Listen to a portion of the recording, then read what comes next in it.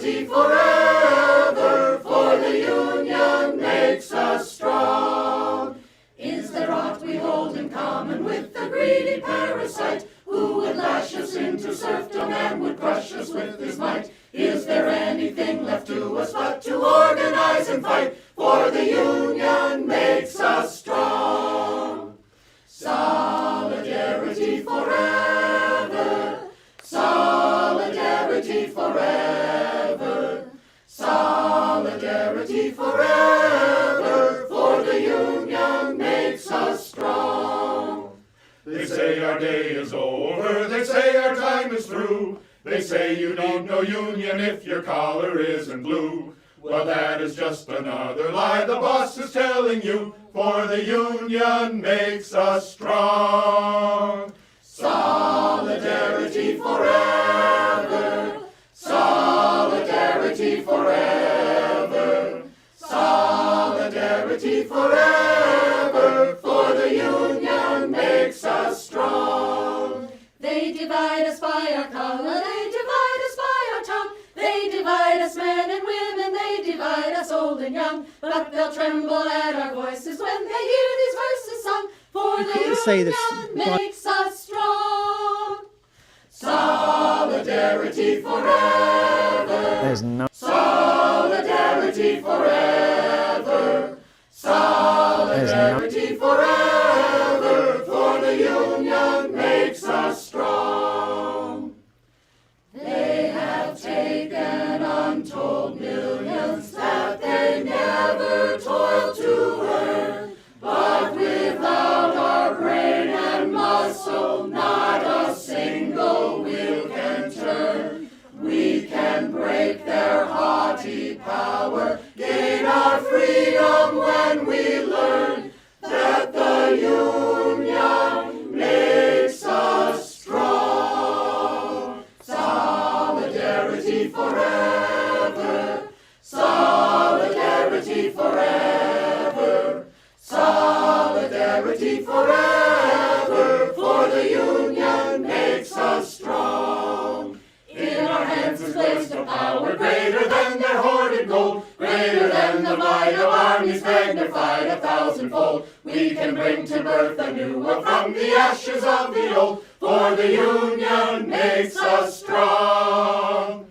Solidarity forever, solidarity forever, solidarity forever, for the union makes us strong. Solidarity forever, solidarity forever, solidarity forever, for the union makes us strong.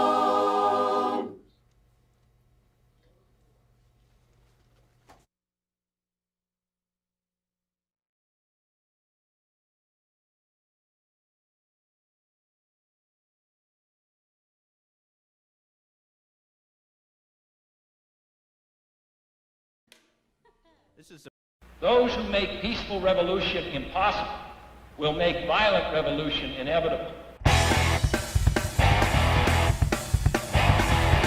Yes, we have to deny so many claims to meet our shareholders' expectations.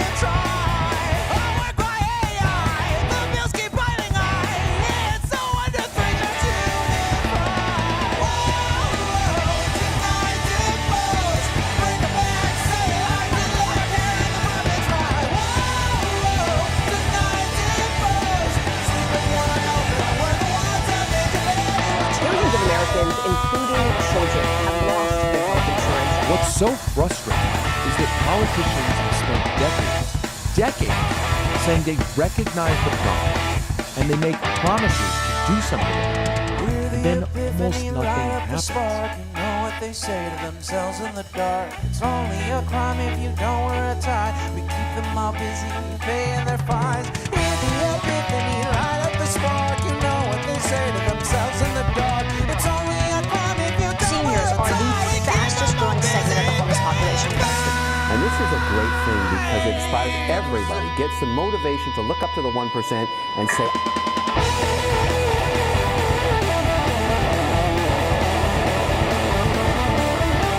Now they're looking at your posts, they're looking at your anger, and they're moving to apprehend those who say something in anger.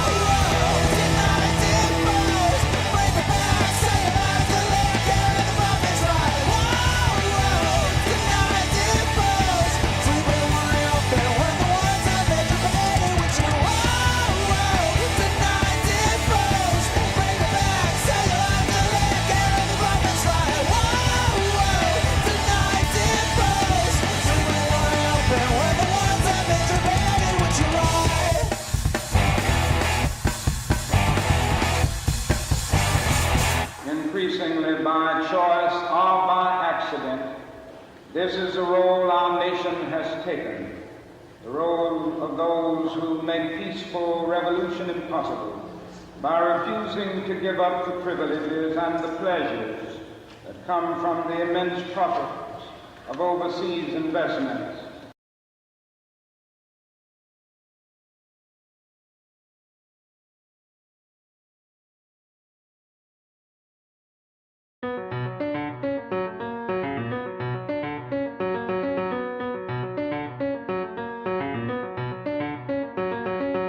For as long as we can remember, the working people of New York have been told that power does not belong in their hand. Fingers bruised, palms calloused, knuckles scarred with kitchen burns. These are not hands that have been allowed to hold power. And yet, over the last 12 months, you have dared to reach for something greater. Tonight, against all odds, we have grasped it.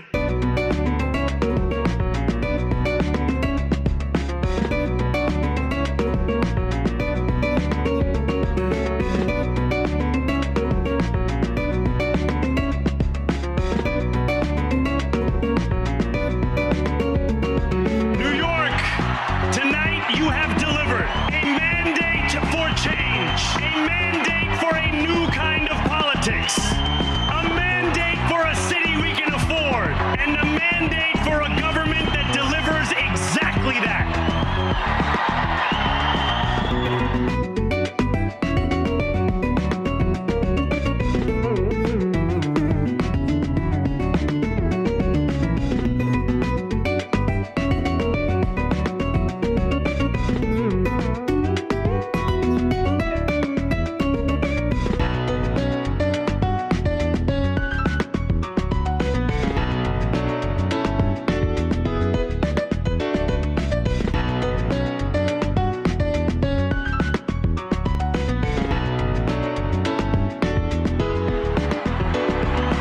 Thank you to those so often forgotten who made this movement their own.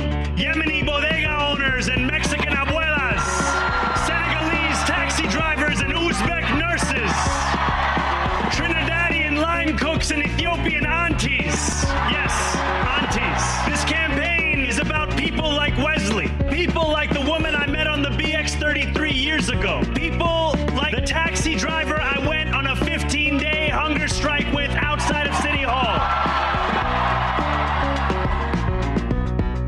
My brother, we are in City Hall now.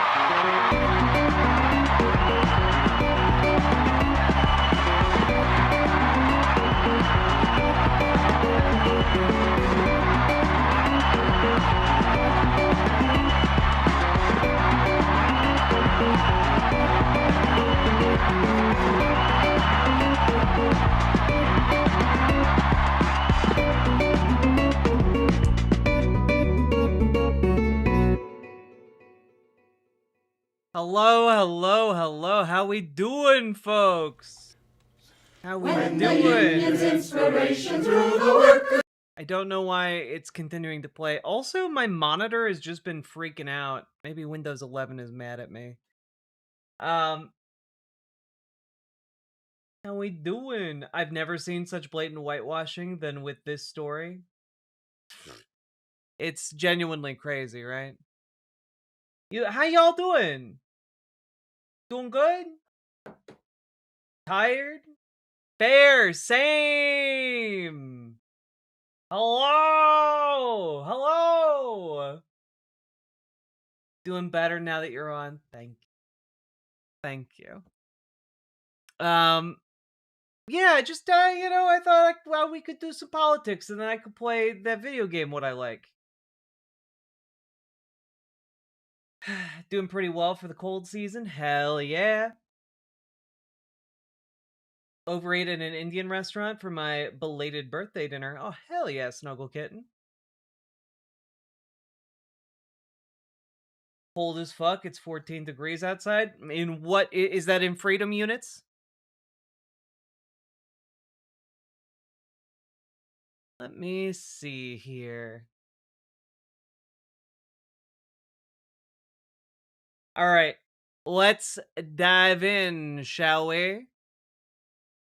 I got some content for you. Give us real temperatures or give us death. And you know which ones we mean. 13 degrees. It's Kelvin. Oh god.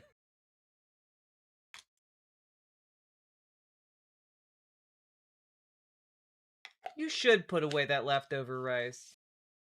Also, pro tip, folks, apparently if you make rice with a little bit of oil in it, number one, it'll taste a little better. And number two, when you put it in the fridge and you have leftover rice, the oil will interact with the rice and break down some of those complex carbohydrates for you. So you can reduce your caloric intake while also making your rice tastier. There you go. That's your pro cooking tip of the day. Also, yes, also has a better texture. Also, making like a Cajun fried rice. Excellent decision.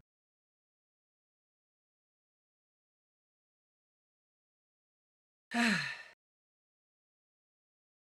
right, you guys ready?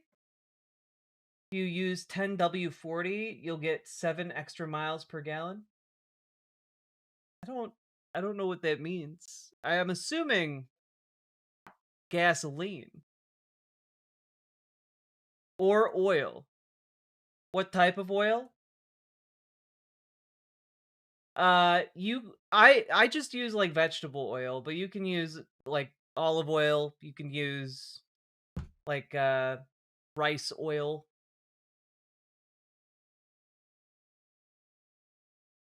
Oh, 10W40 is an oil joke. I'm sorry, I'm not wired for that right now. All right. First of all, let me I can't. This is genuinely unreal. All right.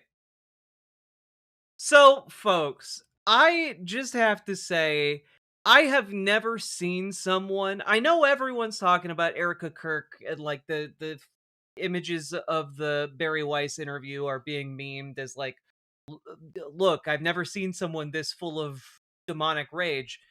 I counter that. I'm countering that meme because Gavin Newsom went on the Ezra Klein podcast, and this is the opening frame of one of the clips that they uploaded. And you can't see it because it's invisible. Only I can see it. Only I have the ability and the power. There we go. This man looks evil as hell. This man looks like he just materialized out of flames to offer you a Faustian bargain for your eternal soul. Like Jesus Christ. But this clip that I saw uploaded on Ezra Klein's channel, why Gavin Newsom is embracing political risk. And I just have to say, what risk? What risk is Gavin Newsom taking right now? Like, Gavin like, I'm sorry, it's not a risk to oppose an openly fascist president. It's not a risk to do that. That's actually the mainstream position. It is not risky to try and, like, be more conservative in your takes. That it's never more risky to do that. Ezra Klein sure does seem to enjoy being completely wrong. I think it might be like a kink thing for him. I'm not sure. But I've never like not since the age when everyone was riding Nate Silver's dick have I ever seen somebody enjoy being this level of wrong this frequently. Well, let's check it out. You seem pretty comfortable with risk. Yeah. Your debate with Ron DeSantis, it was on Fox News with Sean Hannity moderating. I went back and watched that the other day. That is Yeah, you know, a risky endeavor where you stand up to one of the least popular governors in the eyes of the Democratic Party.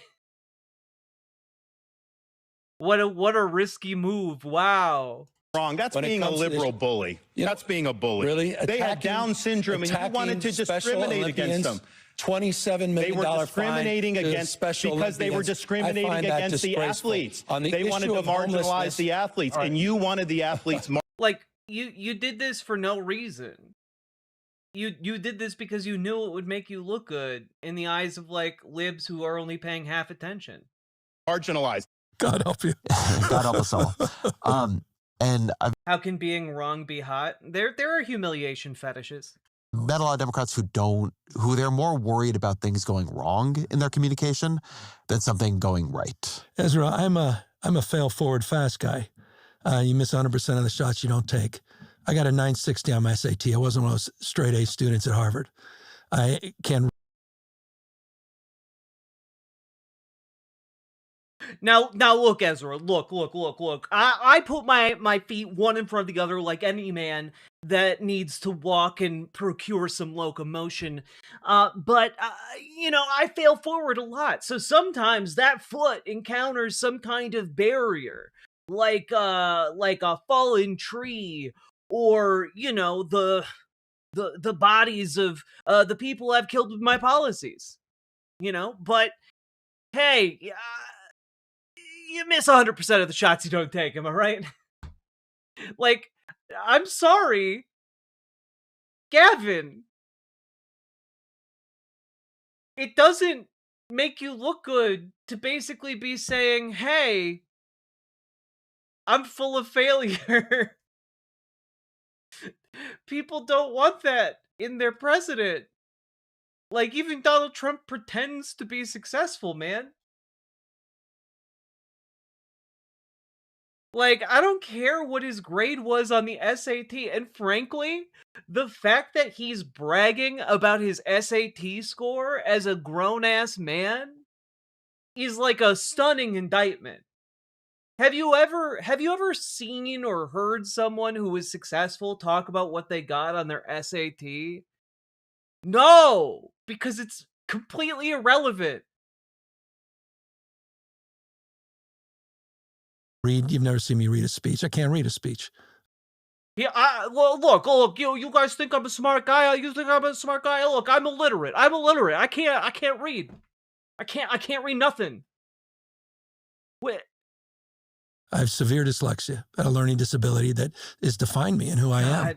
My struggles, my insecurities, my anxieties, but also my willingness. But like, I'm sorry. If you can't, like, if it's so bad that you can't read, what are you doing here? Reading is a really necessary skill for what the job you're trying out for. And like, I know dyslexic people who can read. Like, I know that there are dyslexic people out there who struggle with reading, but they can read, right? I hope that that's what he means, but I genuinely don't know. It's to try new things and learn from my mistakes. Got a lot of facts you've been spitting me. How do you learn? It's just I absorb a lot. I observe. I absorb. It's just harder. I have to do hundreds and hundreds of reps. For one, some folks do 1 or 2 reps. But what are you talking about? Why are you talking about learning things as if you're talking about lifting a weight?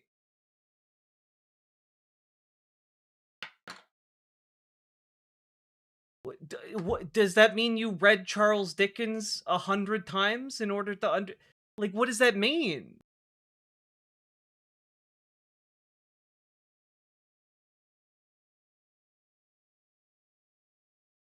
I know we've had autistic presidents before, but is it good to admit certain things about yourself, and what is the limit?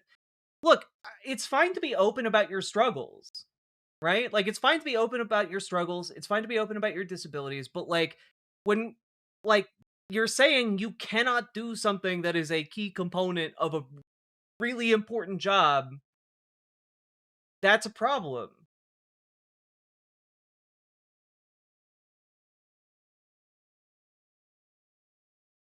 I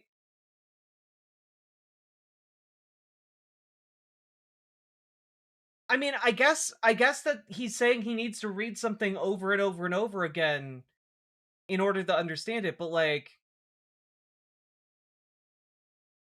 this is just a weird way of phrasing it, I guess. In that process, you overcompensate, and you then develop all of these other skills that have been gifts. It allows you to read a room. It allows you to pivot, allows you to be a little bit more flexible. Yes, dare I say, even more authentic. And so that's who I am. I can't be someone I'm not. I'm not good at being someone I'm not. I'm not comfortable. You do not come across that way, sir. Faking it. And there's so many things in politics I'm not good at. The one good thing, though, is I think politics is radically changing. I think it's rewarding a little bit more authenticity. I think Trump is sort of broken through this morass. We're all getting roughed up a little bit here, and we've all made mistakes. We haven't talked about my legendary mistakes, and you got to own up to them, and it's who you are. It shapes you. But here's the thing. Yeah, people should learn from their mistakes, but I don't think making a bunch of mistakes is really a point in your favor, right? Part of learning from the mistakes is preventing future mistakes. You learn from and don't repeat them. And so I'm just constantly trying new things. I don't have all the answers. I seek them. But again, with a willingness to fall flat on my face. And I've tried to I try to govern in that space. And so I'll take the hits. We tend to be months or years ahead of others on a lot of issues. And that's risky, and you get a lot of arrows in your back. You aren't months and years ahead of other people in your state, man. Gavin Newsom is the centrist he's a centrist candidate. He is a conservative-ass Democrat. You are not decades ahead of your conservative competition, my guy. But you also pave the way for others to be smarter and learn from that and tack in a perhaps more electorally successful space. So I'm happy to be that guy. Paladin. I don't need to be president. It's not about that. I didn't wake up with some strategic plan. The idea that I'm even sitting here and people talk about this that's beyond me. I thought I went last through a recall. You talk about humility. Seeing your name on a recall ballot, having your kids, one of my kids had to be homeschooled.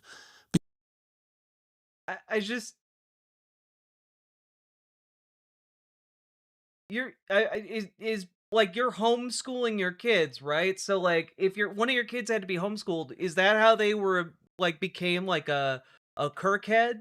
They're carrying the flame for Charlie Kirk. You were just guffawing it up with him. You thought it was just great that your children loved his content.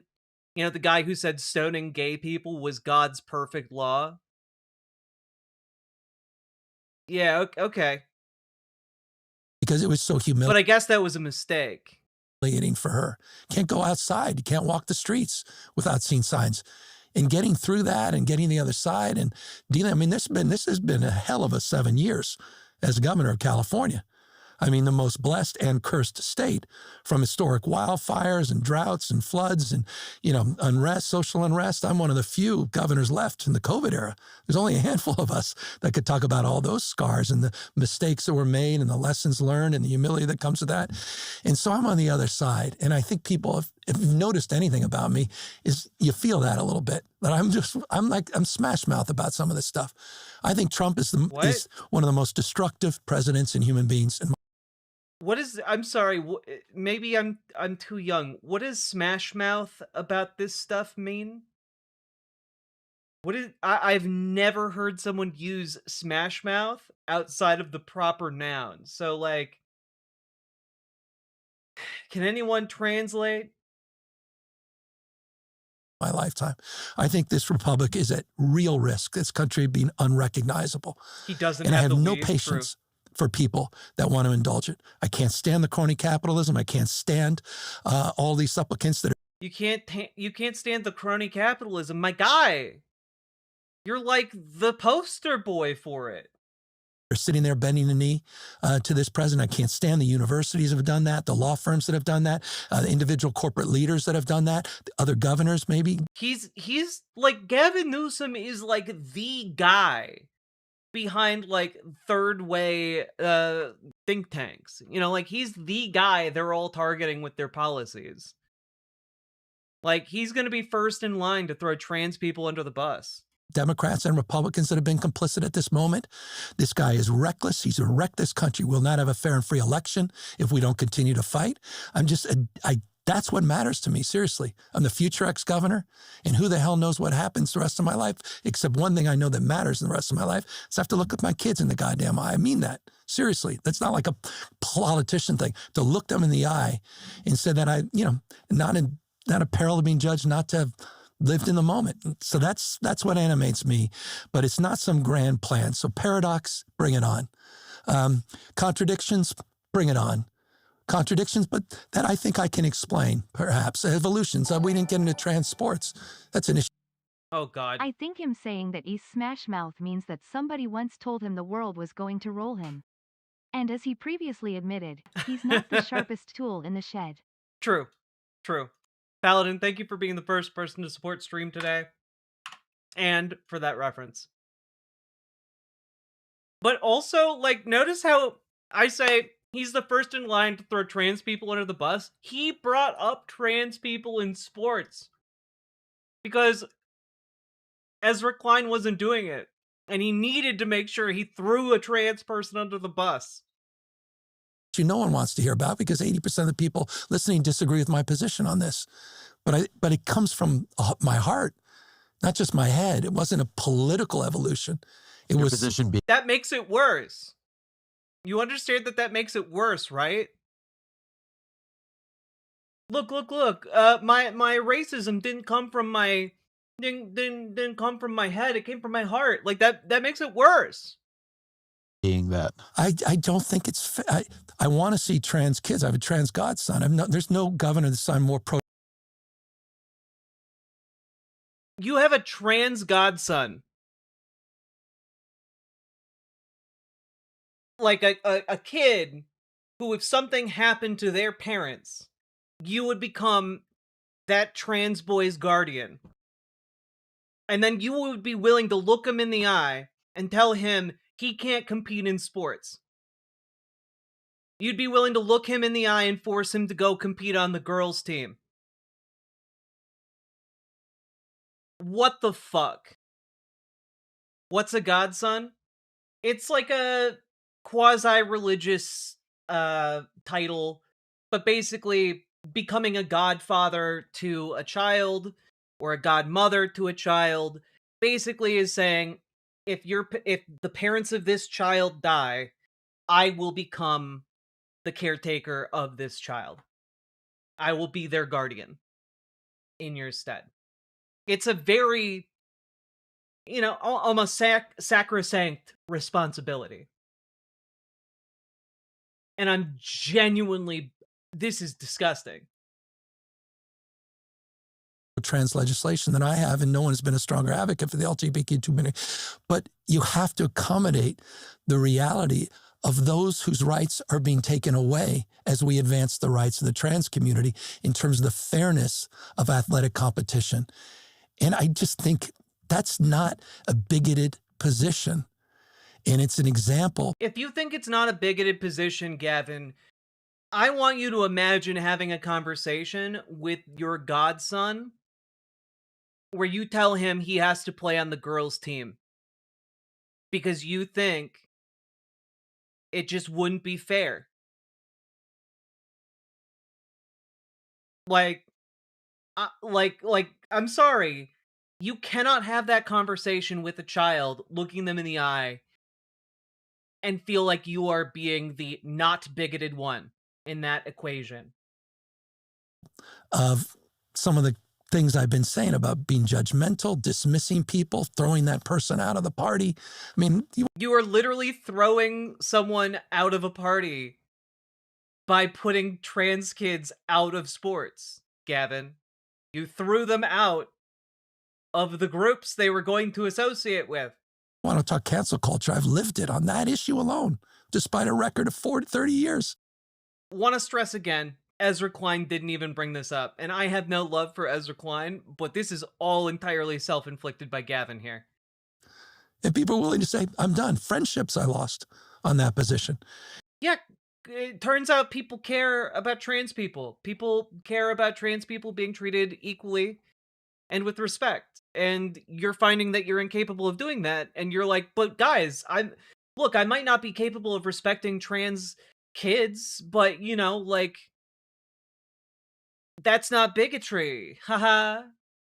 Get the fuck out of here. And that position, by the way, came to me 2 years prior, where I had to try to accommodate for a trans athlete and another athlete that were in the state finals in track and field, and they both dropped out because we couldn't figure out a way to make it fair. And it was so unfair to both their families. Broke my heart. And I tried for 2 years to figure out, how do we do this? And so I was asked, is it fair? I'm like, I don't know. What's the alternative to limitations on the sports stuff? The alternative is embracing, like, the regulations that have existed for, like, the past 20 years, like, related to trans participation in sports. Like, trans people have been allowed to compete in the Olympics for, like, the last 20 years? Up until the more recent round? And if the idea that trans athletes would dominate the sports they're in had any traction whatsoever, then trans people would be dominating sports at the world level, and they just aren't. At all. And on top of that, like, it gets even easier when you're talking about trans kids. Because, like, trans kids can get on puberty blockers. They can delay their puberty until they're sure. At which case, like, if you're a trans boy, you know, and you're on puberty blockers, you haven't gone through a puberty that differentiates you yet. If you're a trans girl and you're on puberty blockers, you haven't gone through a puberty that differentiates you yet. And so, like, on top of that, like, puberty blockers, they work. And also, some of the regulations, I used to know this a lot more firmly, but, you know, years ago, when we went through all these studies. But on top of that, like, you can just have someone on HRT for about a year to 2 years. The science of trans sport, as we know it, there isn't like oh, no, there's no way to reach parity. That doesn't exist, right? Because the science shows us that after 1 to 2 years, muscle performance aligns roughly with where someone would be if they were, you know, a cis woman or a cis man. It takes about 1 to 2 years to reach that through, you know, the introduction of hormones. It is not... Like, I'm sorry, this isn't like an unexplored problem. This is standard right-wing bullshit. Suggesting one group is losing their rights at the expense of another just by wanting equality under the law. Mm-hmm. Exactly. My only concern is that Republicans are trying to back us into a corner on this. There isn't, like, that's only a problem if you think that the corner is not a good place. Right? Like, the way to not take the bait on this is just to say, yeah, no, it's fine. It's fine for trans kids to participate in sport. It's fine for trans adults to participate in sport. It's fine. You know? Like, they're like, it's okay. And if you want to have rules that enforce a level of fairness, just stipulate that, people have to be on 1 to 2 years of HRT. That's it. And that's a pretty easily trackable thing. And also, like, over time, the science will get more accurate. We'll know if it's closer to 1 year, 2 year and a half. But, like, this entire issue was designed as a wedge issue to drive, a a gaping chasm between factions on the left. And the people taking the bait are people like Gavin Newsom, you know? The baseline position is, no, let him play sports. It's fine. Also, like, if the difference between the genders is so profound, or, like, rather, so, like, sacrosanct that we need to, like, protect people, then perhaps we need to get rid of, like, gendering sports altogether and just switch to weight classes.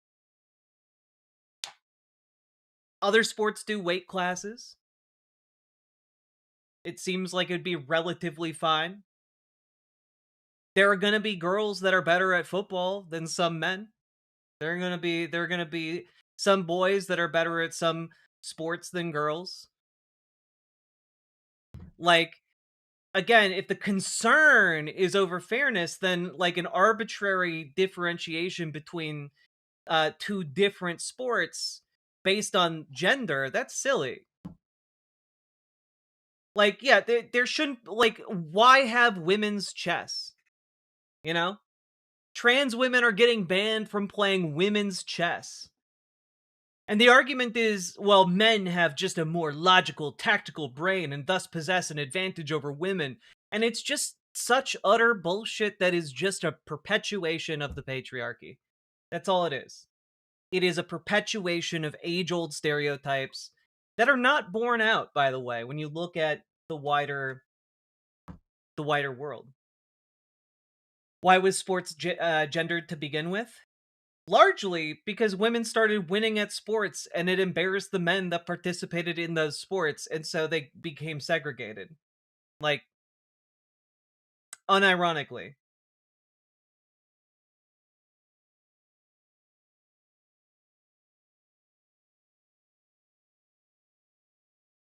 But no, Gavin Newsom, he's not bigoted. I don't know how to make it fair. He's not bigoted. He's just taking the bait put out for him by, bigots. But these people just want to survive. Where's our grace and dignity about this community? And at the same time, so this is life. It's not linear, circulinear. It's not just politics. And I think I just want to bring a little life back to. No, Jack, it's because if women and men were combined, the historic oppression of women would be no women in the sport. I don't believe that. I think that's cope. My politics, I got a year left. I got an expiration, sell by date. I'm on a milk carton. And to the extent I want to hold the line and push back against Trump, I'll take no backseat to anybody else. And to the extent one you want to throw me into the mix with these 12 other remarkable leaders, that they're all friends. I'm going to see them all tomorrow. Yeah, but the Nimble-Line, I understand why women's chess exists, right? And I understand that it exists to encourage women to play chess. I get that, right? I understand, the patriarchy pushes women out of certain spaces. But the solution there isn't to segregate a different league for women. The solution there is to bar open misogynists from playing the sport. Like, I'm sorry, if you are incapable of being a good sportsman, get the fuck out of the sport, right? Like, the solution there is giving a damn about your own sport enough to make sure the people who are being shitty as fuck are no longer part of it. Like, so my entire thing is like, I understand why the women's chess exists. I get it. But also, I think it's high time that instead of segregating the sport, we combine it and just kick out and bar from competition people who are incapable of being human beings to one another. The DGA, half of them governors, the other half great senators and legislative leaders in Congress. What a humble and extraordinary thing. That's something you pinch yourself back to that 960 SAT kid that couldn't read in the back of the class. I've been very careful not to ask you about 2028, so I'm not letting you go there yet. But I love that Ezra Klein has absolutely no reaction to this massive tirade on trans sports that Gavin just went on. That's crazy. As we sort of wrap a little bit, I do want to talk about a different tension, paradox, That was my way of getting ahead of it, so you didn't have to ask about it. I know. You're not going to say anything interesting if I ask you about it. I do want to say I find it conceptually funny that perhaps Gavin Newsom has 2 cups of coffee on his desk. I understand one probably has water, the other has coffee, but still, it's funny. No, I won't. God.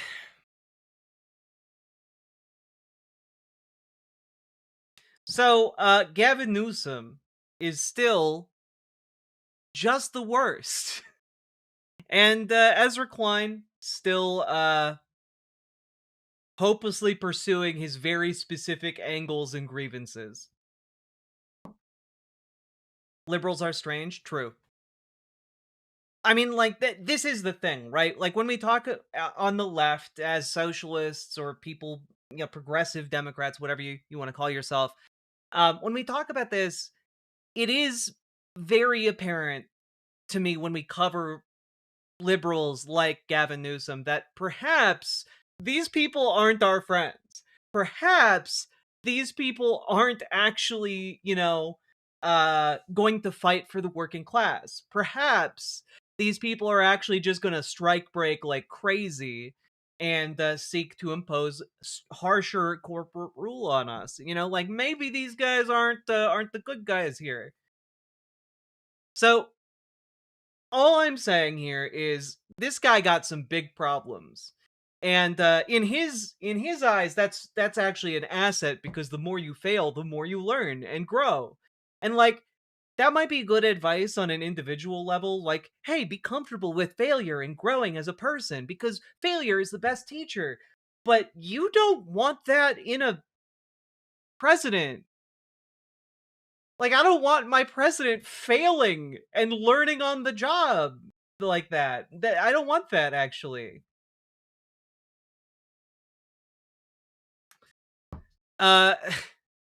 Anyway, that's kind of where I'm at. If you got anything out of this, hit the like button, hit the subscribe button, hit the follow button, and consider dropping those subs, donos, memberships, super chats, etc., because you guys make this show possible. Couldn't do it without you fine folks. And with that being said, check out ImogeneOlivia.com. Imogene Olivia, gender euphoric lingerie. It's designed from the ground up with trans femmes in mind. You can check it out. Again, ImogeneOlivia.com. We tested it with cis men, cis women, non-binary folks, and the reviews are in. Very comfortable, very fashionable. I'm wearing it right now. And folks, link down in the doobly-doo. Let's keep on going. Oof.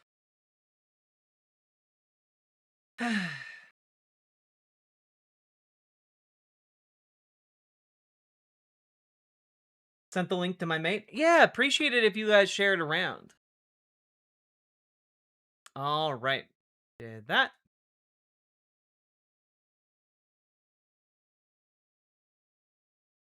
Okay. So, I wanted... Hey, raise a village! Well, Jack, you're in luck. Our current president fails and never learns from his mistakes.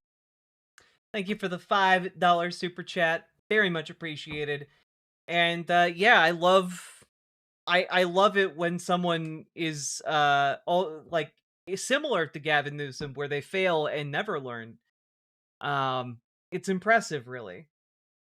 You didn't say hello to us? I'm very busy. Also, PC Schwartz, thank you for the $5 dono earlier. Very much appreciated. Yeah, this is thank you for making the show possible. Standard right-wing bullshit suggesting one group is losing their rights at the expense of another by wanting equality under the law. Indeed, indeed.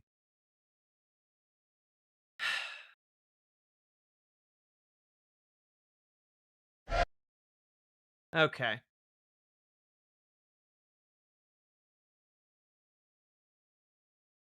Do you send to Australia? Yes, we do ship internationally, but shipping prices could be big. But check it out.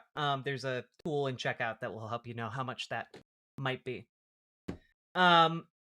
Okay. Folks, if you're enjoying the stream, hit that follow button.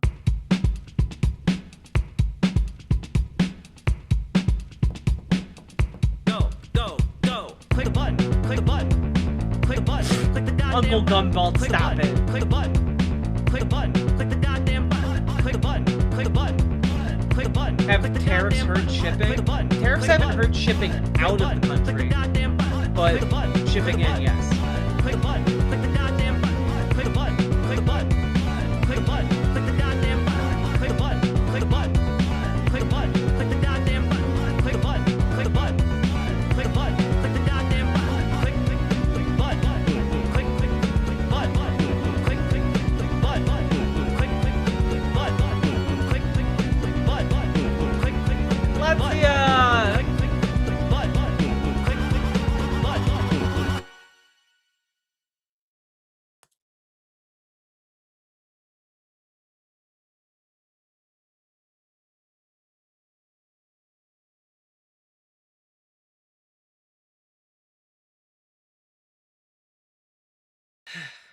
Do you believe band is co-ed because the metrics at which success is measured is more subjective and based on art rather than ability? I mean, I think the art no. No, short answer no.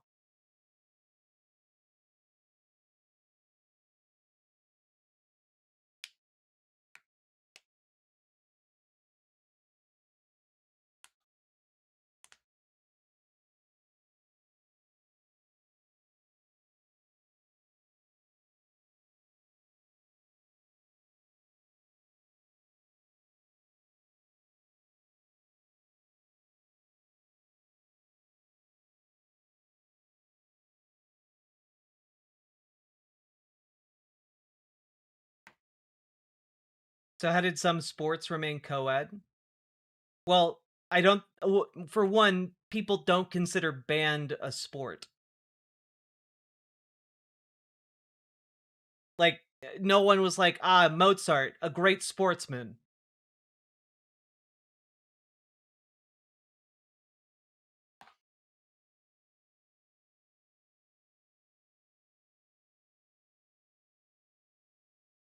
Okay. Marching band specifically, again, people do not consider it a sport.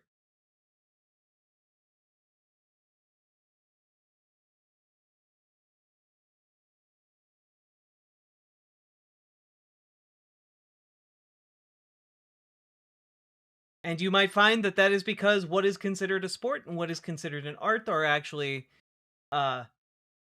pretty arbitrary.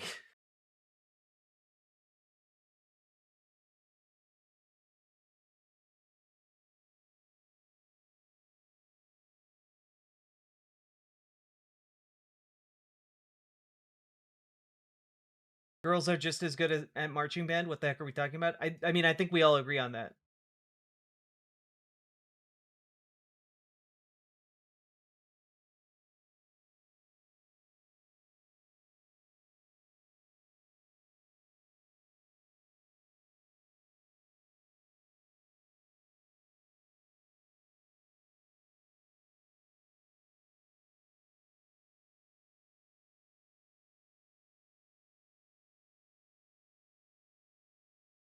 Okay, I am going to continue on. Here we go. You guys ready? So, folks, I want to talk a little bit about how Donald Trump is doing. We gotta do our periodic check-in with the man. You know, like how's he doing? You know, like it's tough living with soup brain syndrome, okay? SBS affects one president every year since this year, and it's really dangerous. It's really dangerous, not just for the person suffering with SBS, but also for those around them and those governed by them. It's a dangerous time, and we need to make sure our man suffering from SBS, soup brain syndrome, is at the top of his game. Let's check in on him, huh? Here he is. This is his Christmas reception, everybody. Unbelievable on policy. And we have a policy thing that's going to be unbelievable happening. Should I announce it or should I keep it quiet? I put Vince in charge of the triumphal arc. We're building an arc like the Arc de Triomphe. And we're building it by the Arlington Bridge, the Arlington Cemetery, opposite the Lincoln Memorial. You could say Jefferson, Washington, everything, because they're all right there. And it's something that is so special. It will be like the one in Paris, but to be honest with you, it blows it away. Blows it away. Jesus Christ, he's mentioned it, like we're building one like in Paris. It'll be like that one in Paris. Yeah, they're building. Donald Trump announces that he wants to build an Arc de Triomphe similar to what Napoleon ordered constructed in France. And guys, if you know anything about Napoleon and the Napoleonic Wars, Napoleon ordered the Arc de Triomphe, and by the time they started building it, things were not going so hot for Napoleon. Now, if Donald Trump is making a connection between himself and Napoleon, one, I don't think he is, because again, he's suffering acutely from SBS, soup brain syndrome. And, well, the fact that he has to remind people which country has the Arc de Triomphe is, I mean, it's a bit concerning. We're gonna build our own Eiffel Tower. It'll be just like the one in Paris, France. You might have heard of it, Paris, France. So we'll be building our little Eiffel Tower here in Washington, D.C., just like the one in Paris. Like, oh my God, is there anything that makes us look more small than when Donald Trump gets giddy about announcing that we're gonna build a knockoff of another country's monument? Man, we are so cooked. Oh God, Republicans, what are you doing?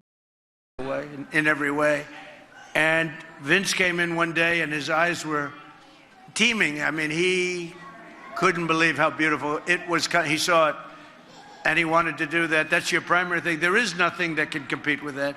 It's the only city in the world that's of great importance that doesn't have a triumphal arc. You know what that is? And this one is going to blow them all away. The one that people know mostly is the Arc de Triomphe in Paris, France. And you know, in case you forgot where it is, guys, it's in. Did you know it's in Paris, France? Did you guys know? Did you guys know? Can I also just say, I am 99% certain at this point that his brain is just being fried by AI. Remember when he posted the video about medbeds? He posted an AI video of himself selling medbed technology to his account as president. Medbeds aren't real. They're conspiracy theory nonsense. But more so than that, like, there's just something weird about this picture where I'm like, oh, they 3D printed him a couple small models of what it could look like, and I'm 99% certain they didn't pay like an artist or an architect to design this.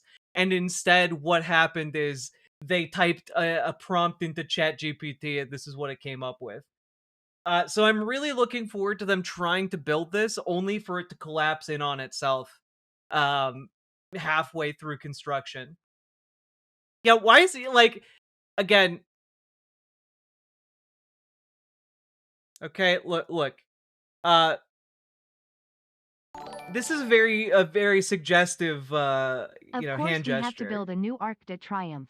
They destroyed the old one when the Claire de Obscured and the Paintress de Gomashed. It's true. It's true, Ninetail. Thank you for the $5 dono. But, like, it looks like he's, like, trying to convey penis size to me, you know? Like, he just kind of looks like he's trying... Huh. If I can be so crass, I'm sorry. I'm sorry. All right?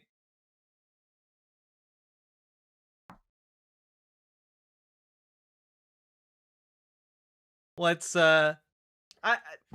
let's keep going, because he's not quite done. And we're going to top it by, I think, a lot. The only believable... We're going to top it a lot. We're going to... Look. You've all heard of the Arc de Triomphe. All right? We're going to top it. We're going to tap the Arc de Triomphe. We're going to build an even bigger arc. With even more inlaid materials. It'll be a bigger triumph. Like, also keep in mind, this is at a Christmas reception. It's a Christmas party. And he's talking about just building this apropos of nothing, after talking about policy that he's really excited about. I'm sorry, but building an Arc de Triomphe is not a policy, really. That's just something you want to do. Now, of course, it didn't stop there. I now present to you, again, apropos of nothing, this clip. Same reception. Did you hear this story? And so he's being read his rights and his... they thought he was dead 3 times, 3 different times. They carried him out, feeding him the antivenom, and over a period of months, he was unconscious for a long time, many weeks, and he made it. I asked him, "How you doing today?" He said, "Is it perfect?" Look how quiet everybody is. You know, it's funny when you talk about snakes and things like that, that people find it interesting. Would anybody like to go to Peru and walk around the forest with it? He says, no, thank you. No, thank you. I'll say no, thank you. But this was a real... Did they ever find the snake, by the way? They did. Did you hear this story? Yes, look, sufferers of SBS are all often known to partake in rambling conversation, completely incoherent to those around him. Yeah, so in this, he's trying to tell a story about someone who got bit by a snake and just is baffled and befuddled at no one laughing or making any kind of sound while he's delivering this part of his speech. And he's like, well, you know how people get when you talk about snakes. When people talk about snakes, crowds go quiet because snakes are creepy, of course. Again, the connection a soup brain syndrome sufferer would be prone towards making. God. SBS? Yes, soup brain syndrome. It's what Donald Trump suffers from. It's the technical term. And, look, I know that there was just a mass shooting in Rhode Island, but, look, Donald Trump has some really important things to do, like pose in front of a bad painting of himself. All right? Look, Donald Trump has to pose awkwardly in front of a bad painting of himself, okay? He doesn't have time for your nonsense, to talk about shootings, okay? He doesn't have time for that, okay? He dedicated like 2 whole minutes to talking about the Arc de Triomphe he wants to build and knock off in Washington, D.C. He dedicated another whole minute to a story about a guy getting bitten by snakes. Here he is talking about the shooting. And Brown University, great school. Great, really one of the greatest schools anywhere in the world. Things can happen. So to the 9 injured, get well fast. And to the families of those 2 that are no longer with us, I pay my deepest regards and respects from the United States of America. Thank you very much. It's a very... And Brown University, great school. Things just happen. When will he have his Waterloo? Things just happen, folks. Sometimes things just happen. Yeah, his response, like he had a whole ass like diatribe ready for snakes. He had a whole thing about being excited about an Arc de Triomphe.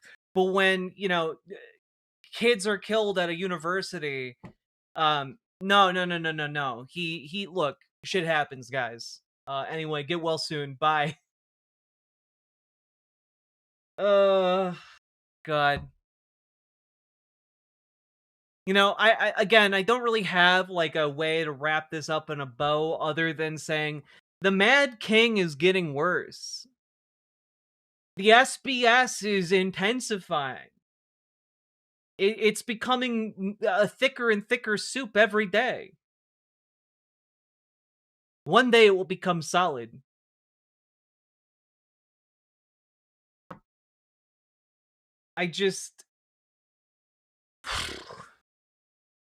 Man, I cannot wait until some measure of sanity is restored to the White House. Like, talking about this clown every day is exhausting. Anyway, if you got anything out of this, hit that like button, hit that subscribe button, hit that follow button, and consider supporting the show. Drop those subs, donos, memberships, super chats, because you guys make this show possible. Share the show around as well. It's also very important that you leave comments on the video. Apparently it likes it if it's longer than 8 words. And check out ImogeneOlivia.com. Gender euphoric lingerie designed from the ground up for trans femmes, and really just anyone who wants to feel feminine. Check it out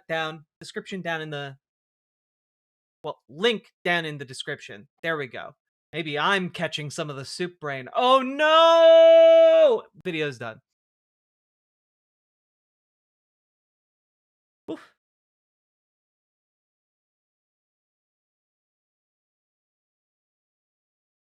It feels silly to say, but I really want Dems running in 2026 and 2028 to be loud about the national humiliation of being forced to endure Donald Trump for like a decade at this point. I think you're going to start seeing that in 2028 in the lead up to that. I don't think you're going to see that as much in 2026 because I think people are going to be more focusing on defensive measures against the authoritarianism and fascism,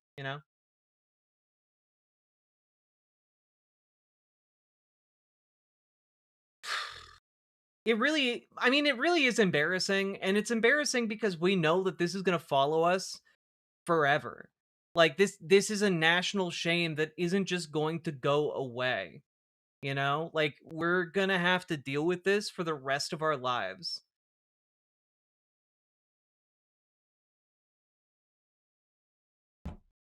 The algo doesn't count the comment if it's below 8 words? Damn.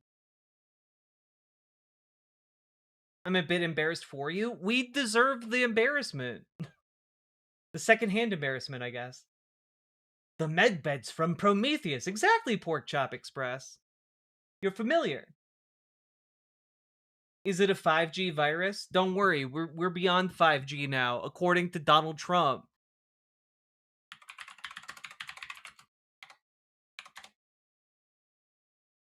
Can I just play this? We're going to be hard at work, I think, driving that agenda. So we're into 6G now. I just finished 5G. I was a leader on 5G getting that done. and now they're up to 6. Let's do it again. What does that do? Give you a little bit deeper view into somebody's skin? See how perfect it is? I like the cameras the old days. So they just had a nice feature. He's looking really rough, guys. Like, really rough. Like, Grandpa, go back to bed. Now they cover every little. Let's see, Michael, you're in good shape. You're not gonna. But I tell you, it's. What are you talking about? Are you like? Do you think 6G is like having X-ray specs? Like you're able to just like, wow, I can see through clothes. No, go home, Grandpa. So the 6 is coming, huh? It's coming. Does it ever end? And what happens? You'll be into 7, right? Before 6 gets old, you'll be into 7. 6, 7. Anybody have anything else to say? Anybody? Hey, anyone else want to talk about all these G's we got?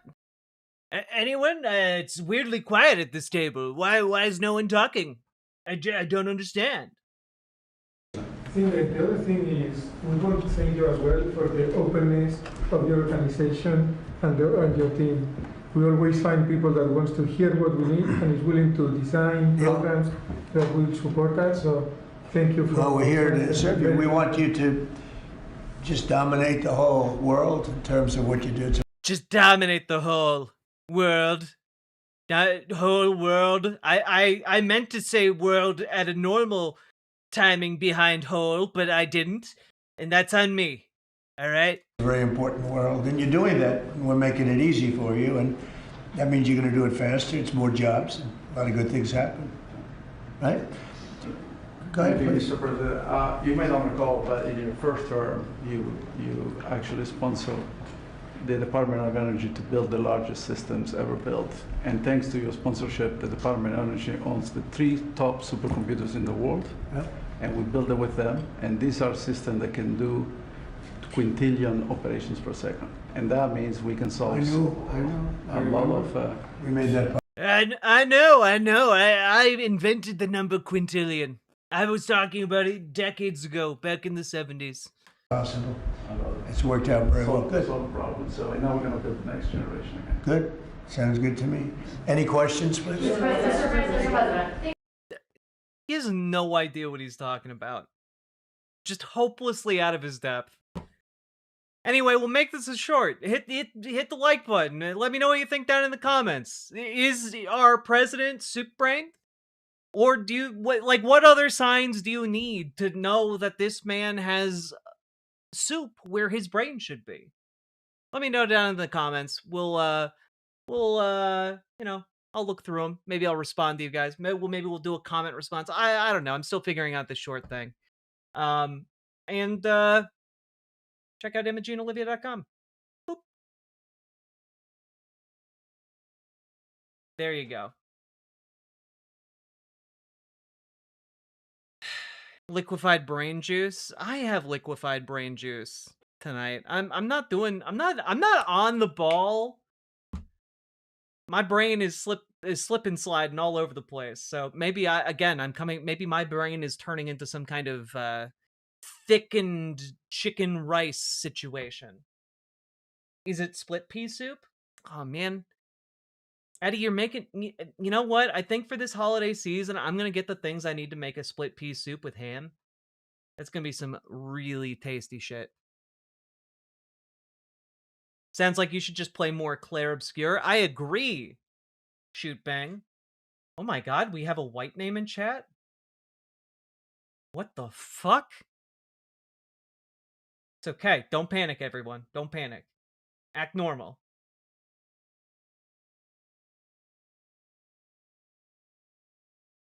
No, we're not doing Claire Obscure yet, guys. But soon. All right. Oh, haha, I forgot about this segment. I am really excited about this one. I think you guys will be too, all right? Oh my god, multiple white names. They're multiplying. All right. The brain bisque, indeed. All right, here we go. So, folks, I think we might be seeing kind of the bottom of the barrel as far as the Daily Wire goes right now. Because as many of you know, they tried to diversify into a media empire poorly. And one of the big things they went really hard into was trying to make films, right? Like big budget films. And well, we're really kind of seeing the climax of that with, at the very least, two different properties that they're trying to put out. The first is an upcoming film titled Surprised by Oxford, which seems to be a romantic comedy or dramedy. I'm unsure which. Let's check it out. The white names have escaped containment honkas. Matatiahu, thank you for the 2 tier 1 subs. Very much appreciated. And yeah, let's check this out. Brilliant but emotionally guarded Caro Drake arrives in Oxford with the singular goal of attaining her PhD, but through a turbulent friendship with a charming young man, she starts to open herself up to mystery, vulnerability, and love. Let's find out. How does this go?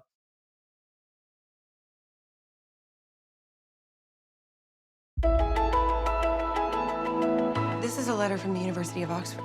It says I want a scholarship. A full ride to Oxford? First time in the UK? What gave it away? Because Americans are clumsy. That's how you know. No British person would ever trip. I have a lot to do, and I need to stay focused. I think it's about time Dr. Drake loosened up. I second that notion. Cheers, ladies. Your friend's the Wait, I'm sorry, was that... Wait. Dr. Drake loosened up. I second that notion. Cheers, ladies. No, it's not. Your friends they signaled to you before they left. Signaled. Like that. Oh, God. TDH. Tall, dark, and handsome. Yeah, well, he's proving to be quite the distraction. There's a lot you don't know about me. I know, and it's killing me. Come on. Anyone ever told you that you're difficult? Well, this has been great. More tea, anyone? This... I have to say, this seems insufferable. This is why I'm here, to work and earn my doctorate, and someone explained to me that I was in danger of losing my scholarship. Whatever you think this is, I can assure you, you're wrong.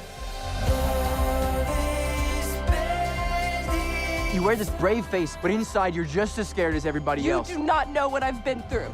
You pore over the words of dead people, but you don't let yourself feel those same things.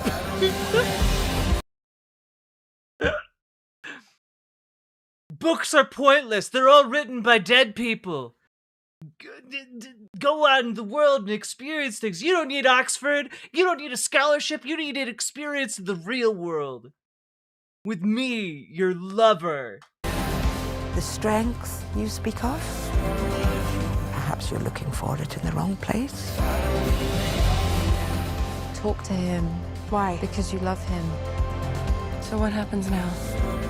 That's the question, isn't it?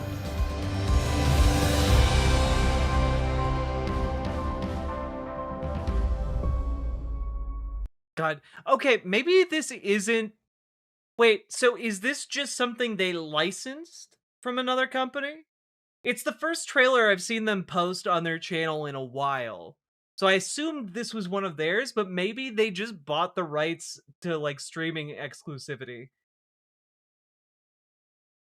But this looks like ass. No wonder they could afford it. Now, when I say no wonder they could afford it because it looks like ass, I'm implying that this movie looks cheap. And that may be true.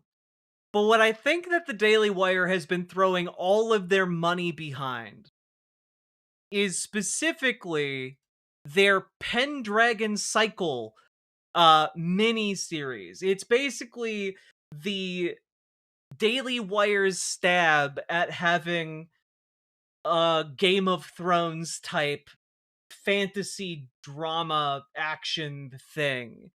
And, you know, Brett Cooper's in it. So, anyway, let's check out the trailer for that, huh?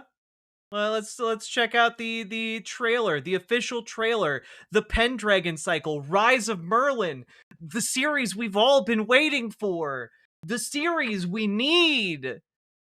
All of this is an illusion, an echo of a voice that has died. And soon that echo will cease.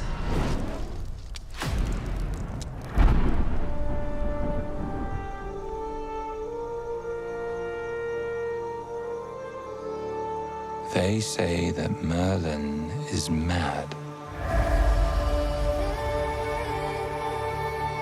They say he was a king in Dyfed, the son of a princess of lost Atlantis.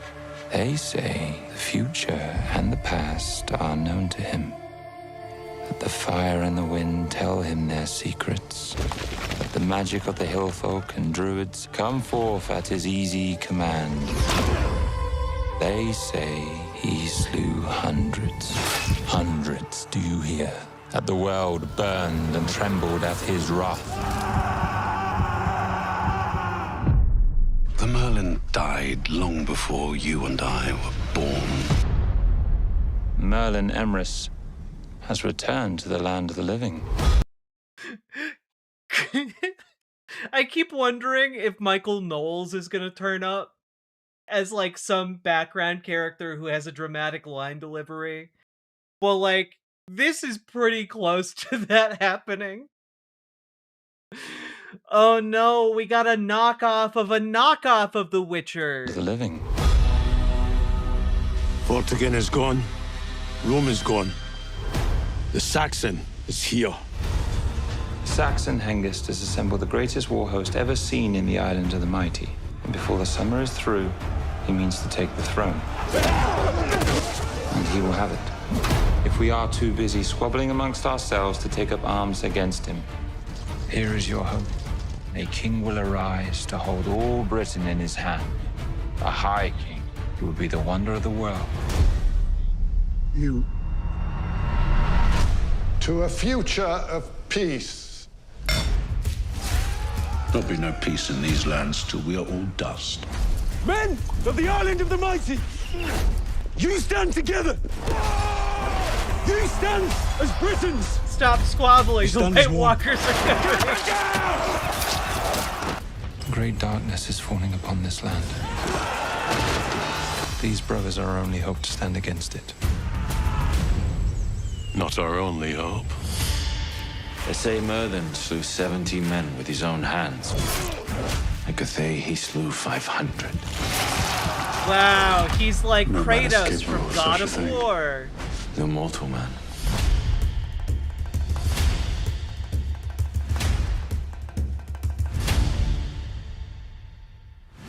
God, I'm really excited to watch how mediocre I think this is gonna be. Now, I do think it's very funny that, like, all of the conservative, like, film guys are trying to play this up as being something that looks really cool. Like, Critical Drinker has, like, a video on this trying to say, like, oh no, guys, no, it looks legit. It's real. It's real good. And, like, okay. All right. Also, we have a 1 minute long teaser that was just released. Let's check that out just real quick. Maybe it has new footage in it. Men of the Island of the Mighty, you have only known peace when it was given to you.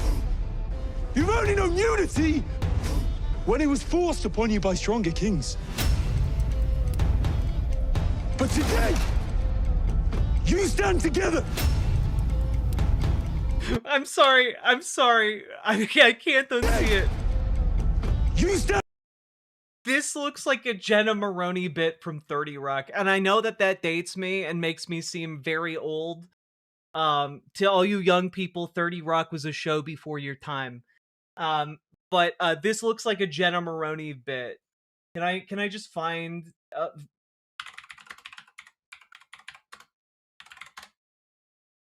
can I just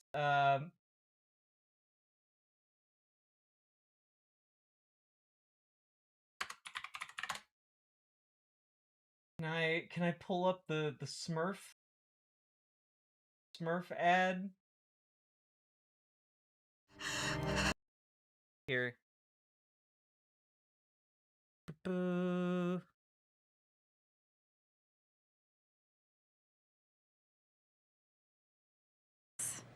I came here to talk to you about my problems with Dennis. Oh, I can't right now, honey.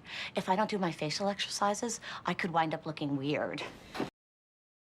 I do not understand Christopher Nolan's methods. He's directing a live-action Smurf sequel, so I went to Times Square, did cartwheels like he asked. Oh, boy. We got the whole thing on. Like, this just looks like a bit she did. Together! You stand as Britons! You stand as one.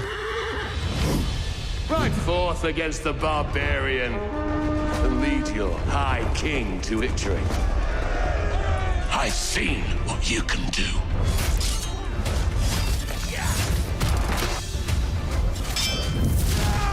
Great light preserve our king. Great light, great darkness. We are not so different, you and I. The Pendragon We're not so different, you and I.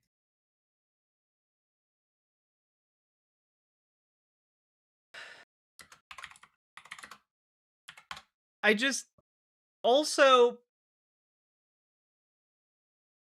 I don't know, they didn't really unite England until the United Kingdom came along.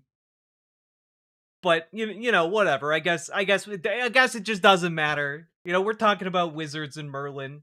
Michael. Rise of the Merlin premieres January 22nd, only on Daily Wire Plus. It's a 7-part series. You know it means business. I bet D&D sessions at the Daily Wire are fucking boring. God, I am not gonna lie. I would watch and critique an actual play Daily Wire D&D game. I would turn my channel into an absolutely unwatchable cesspit because I would find that fascinating. You guys have no idea how fascinating I would find conservative D&D sessions. Yeah, it's called Rise of the Merlin. Because it's not Merlin as a man, but the Merlin. Like it's a title.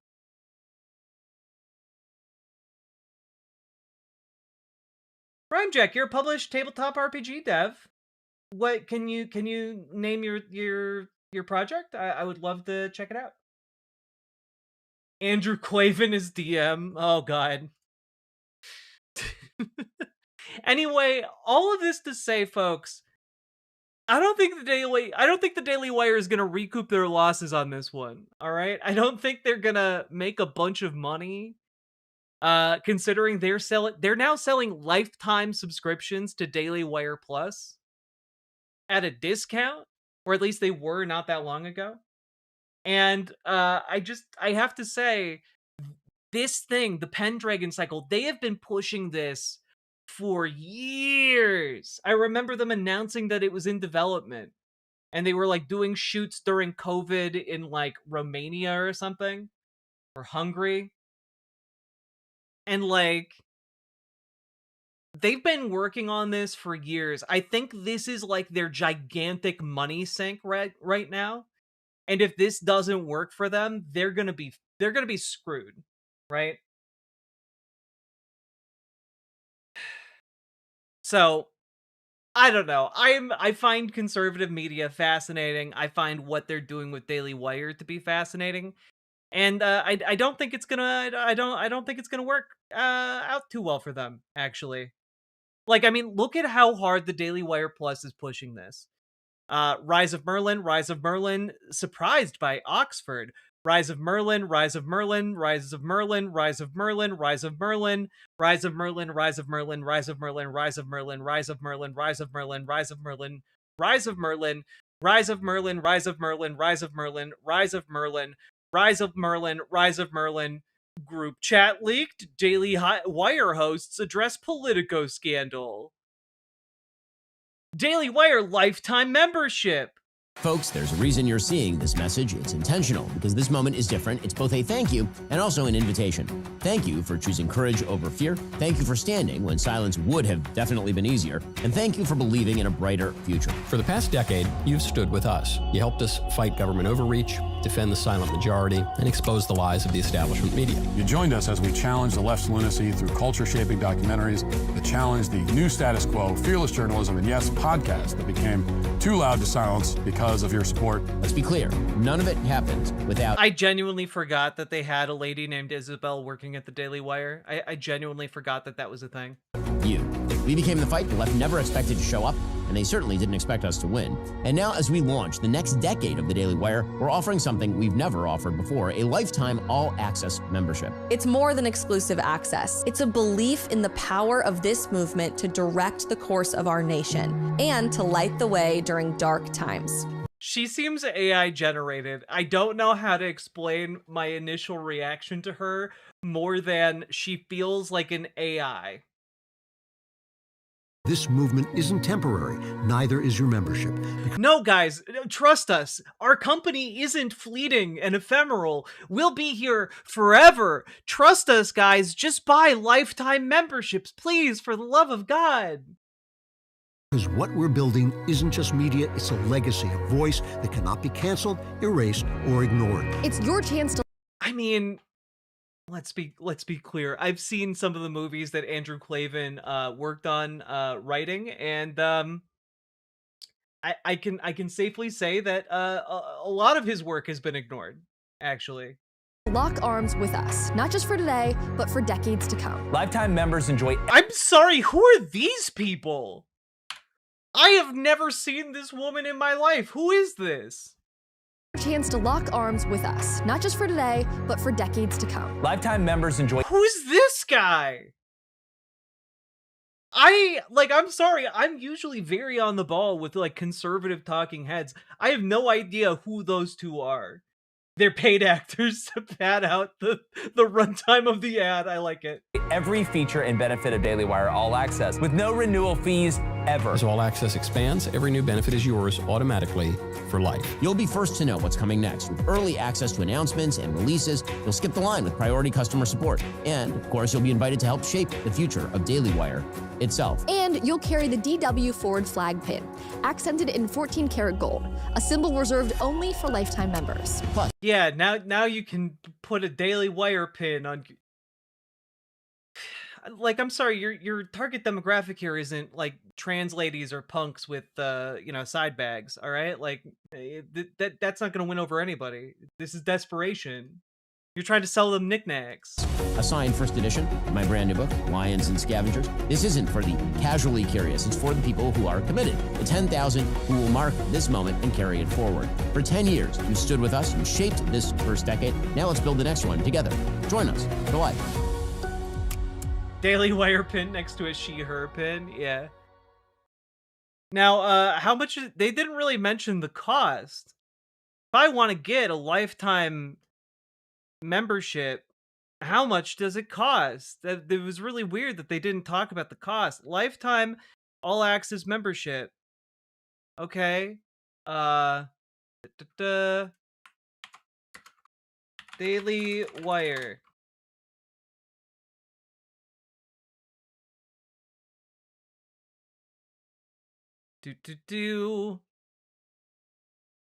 Okay. Daily Wire Lifetime to secure your spot. Lifetime membership includes the Pendragon cycle. It's the #1 thing you get. Get access 1 month before anyone. Wow, I'm sold.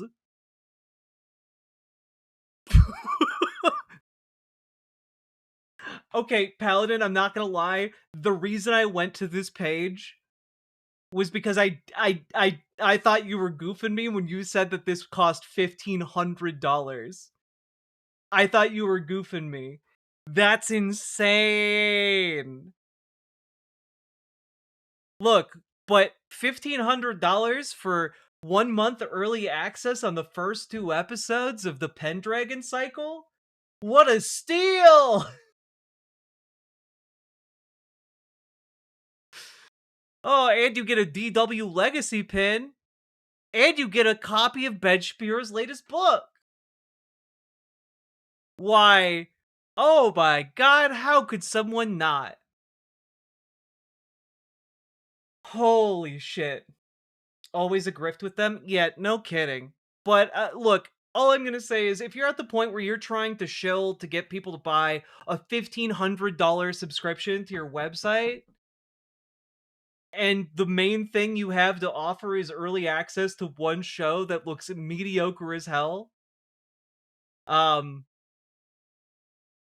no. Just think, at $15 a month, as long as Daily Wire Plus exists for the next 9 years, you'll be great. Yeah, you'll actually save money. God, I just help, I can't make ends meet. Can someone help me budget better? Look, I only subscribe to a handful of streaming services. Why can't I balance this budget? You know, $20 for Netflix, $20 for HBO, $1,500 for the Daily Wire Plus. Oh god. Yeah, guys, they're definitely gonna be around for the next 10 years. At that sort of savings, it pays for itself. Yeah, I guess. All right. Anyway, I think the Daily Wire might be cooked, ladies and germs. But what do you think? Let me know down in the comments, and also hit the like button, subscribe, consider supporting the show financially if you're at all able, and also check out ImogeneOlivia.com, gender euphoric lingerie designed from the ground up for trans femmes. And we also tested it out with cis men, cis women, non-binary folks. Everyone found it comfortable. Everyone found it very fashionable. Check it out. Uh, we're going to be having new styles coming out in the future. Link down in the description. And radicalize your local Dems. Join your local DSA. Let's go. Let's make it happen, folks. Let's make sure we are fighting the good fight.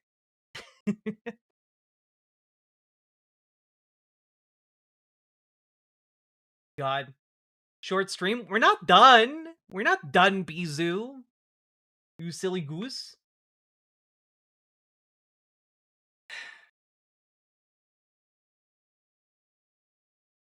Now, folks,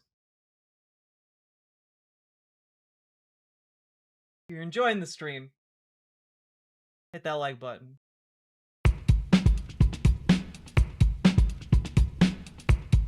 They canceled the DVD release of Lady Ballers due to lack of interest. No! Click the button. Click the goddamn button. Click the button. Click the button. Click the button. Click the goddamn button. Click the button. Click the button. Is it my turn to ask if the stream is ending if the segment ends? Yes. Click the button. Click the goddamn button. Click the button. Click the button. Click the button. Click the goddamn button. Click the button. Click the button. Click the button. Click the goddamn button. Click the button. Click the button. Click the button. Click the goddamn button. Click the button. Click the button. Click the button. Click the goddamn button. Click button. Click button. Click button. Click button. Click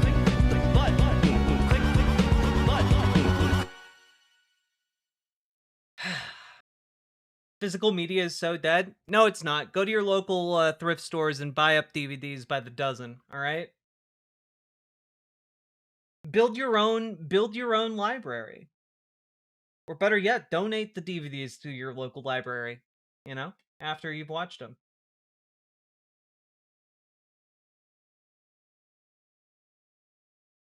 I did some math. The cheapest Daily Wire Plus membership right now is on sale for $7.45 a month. That means the lifetime membership will pay for itself in 201 months or 16.8 years. Oh god.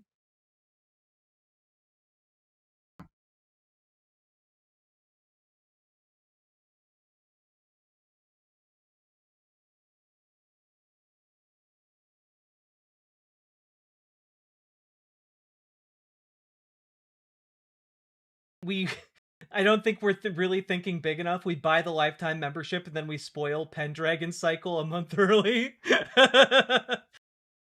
Oh god, that would be genuinely a bit funny, not gonna lie.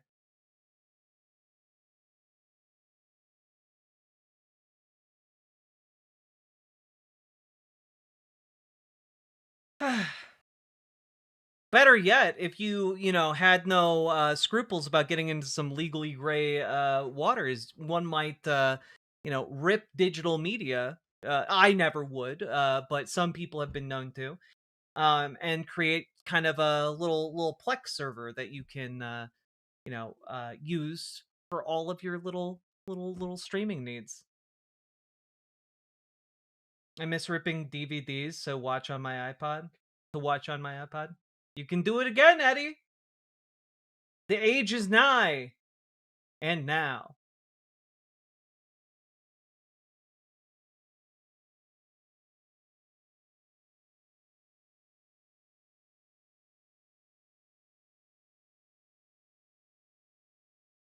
All right, folks. Are you guys ready to jump into a story?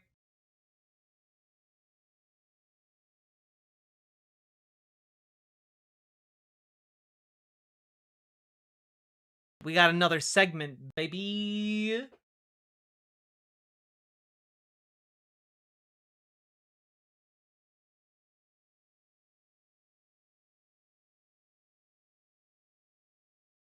All right, here we go.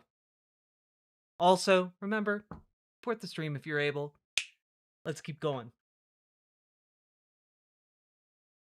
So, folks, we have to talk about what happened on Bondi Beach. As many of you know by now, uh, two gunmen opened fire at a Hanukkah celebration in Sydney, and leaving many people injured. I believe 15 people have been killed. Bondi, I'm sorry for the mispronunciation. It's a horrific tragedy. And I have to show you guys the footage of one of the bystanders who I believe was also either injured previously to this video being captured or during the scuffle. But a bystander slash victim ran up on one of the shooters and managed to disarm him during the shooting.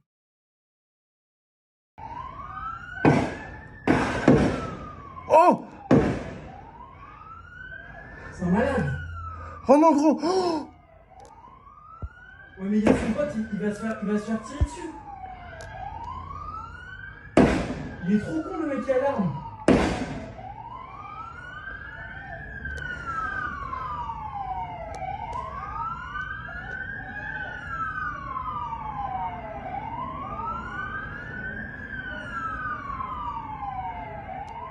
Le mec est hyper courageux. Oh. Wesh. Yeah. Shooters plural. Yeah, there was a father and son. Who decided to attack on this holiday. Yeah, that just an absolutely stunning amount of heroism from this 43-year-old father of two named Ahmed Al Ahmed. It like I again, just stunning heroism. And obviously folks are weighing in all over the world. Zoran Mamdani issued a statement.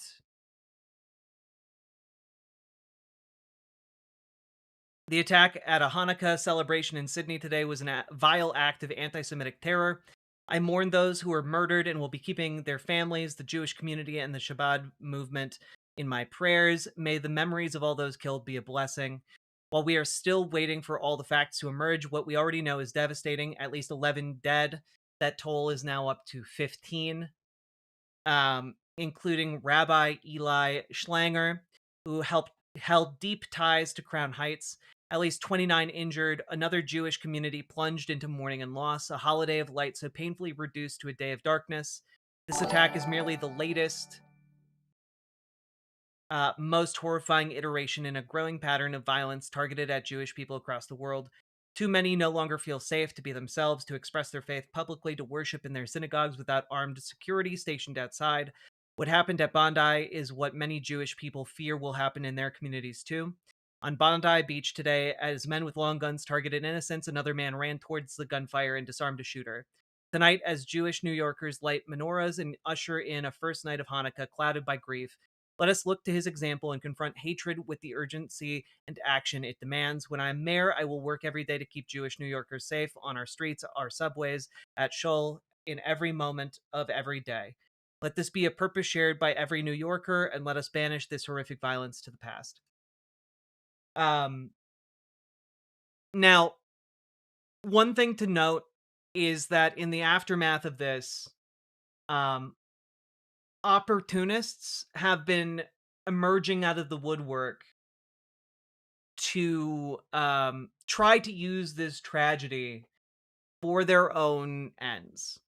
And I can think of nothing perhaps more disgusting than this one. This is from Benjamin Netanyahu. Your call for a Palestinian state pours fuel on the anti-Semitic fire. It rewards Hamas terrorists. It emboldens those who menace Australian Jews and encourages the Jew hatred now stalking your streets.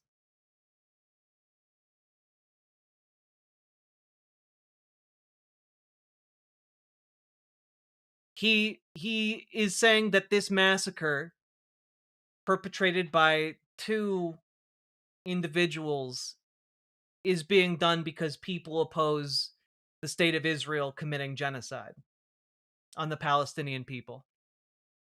Disgusting. Beyond contemptible.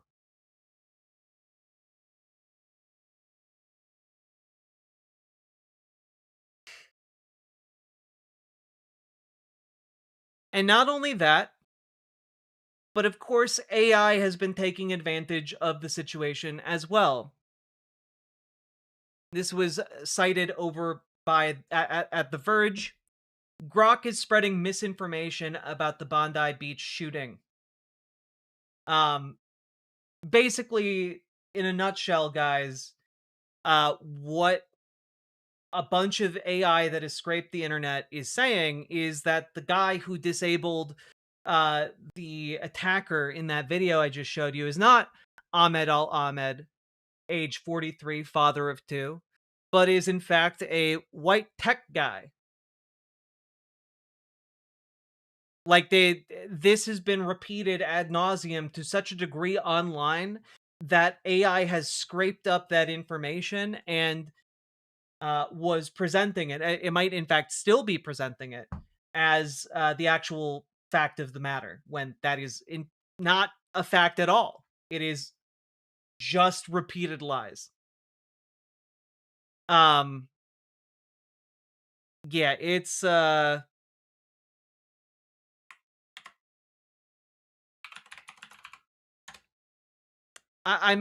like, I have no words.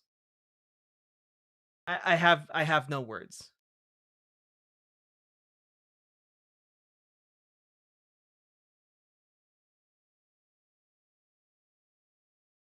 Yeah, let's just take a look here. Yeah. In the aftermath of the attack, Ahmed has been widely praised for his heroism, but some have tried to dismiss or even deny his actions. Someone even quickly whipped up a fake news site that appears to be AI generated with an article naming a fictitious IT professional, Edward Crabtree, as the man who disarmed the attacker. This, of course, got picked up by Grok and regurgitated on X. Grok also suggested that images of Ahmed were of an Israeli being held hostage by Hamas. It claimed the video was taken at the scene was actually of Currumbin Beach, Australia, during Cyclone Alfred. Like, it's awful.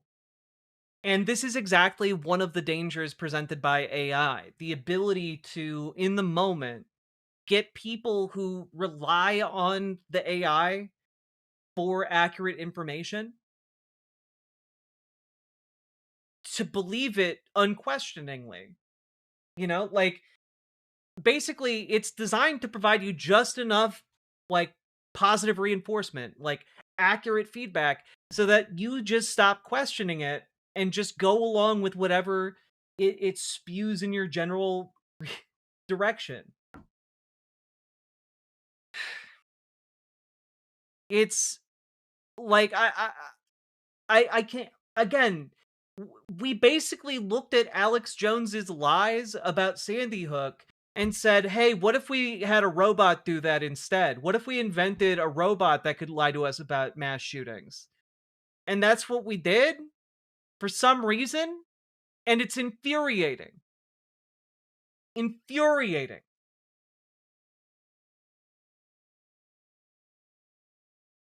And the details of the shooting are up to date as I can find here. There are 27 wounded, 15 dead. One of the youngest victims was a 10-year-old girl. One of the oldest victims was a survivor of the Holocaust who died shielding his wife from the bullets of the gunman. The older gunman was killed by police responding to the scene. The younger one, the son, was injured but was taken alive. But it's as far as motivations go, I mean, like, we don't have direct evidence, as far as I know, of what the motivations were. But keep in mind that this was an attack on an event, a gigantic gathering of people gathered to celebrate Hanukkah. One can say, well, maybe it was a coincidence, but that's one hell of a coincidence. It seems to be a targeted attack against members of the Jewish community. And I mean, the equivalent would be if you are a Christian, if you heard that someone like just shot up like, I don't know, a Christmas tree lighting ceremony. Like, it's a pretty specific kind of event to target. And sorry, an update: 38 people are being treated in the hospital as of an hour and 41 minutes ago. I suppose people have been released from the hospital, so it's now down to 27 as of an hour ago. So,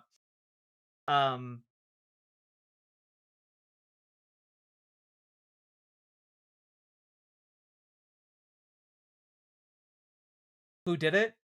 50-year-old father and his 20-something-year-old son. The father had a hunting license, which is how he was able to get a gun, and presumably how his son was able to get a gun as well. And yeah, this is the largest mass shooting in Australian history. It's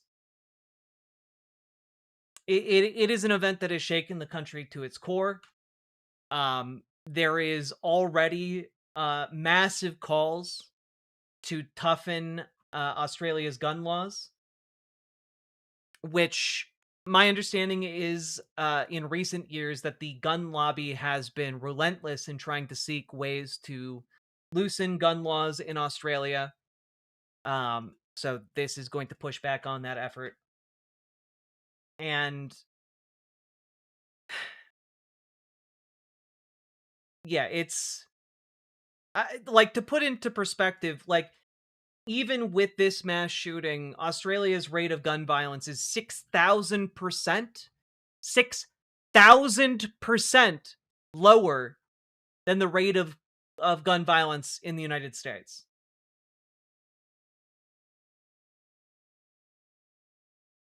Yeah, this has reversed course across basically the entire political spectrum of Australia, from some leaning towards weakening gun laws to strengthening them instead. And it's, I mean,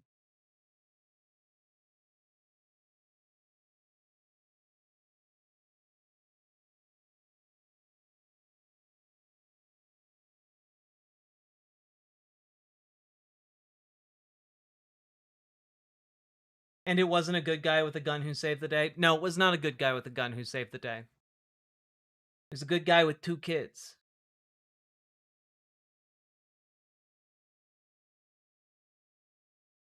I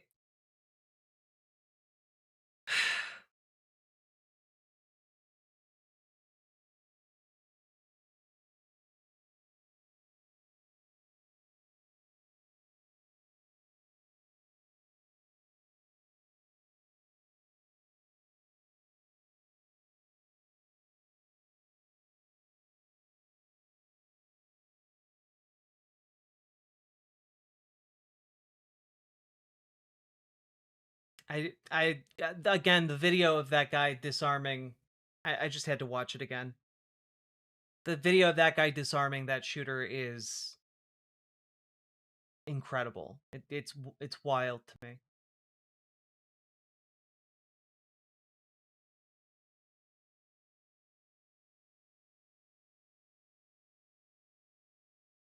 This is Australia. We've had heroes wielding shopping trolleys, indeed. I really wish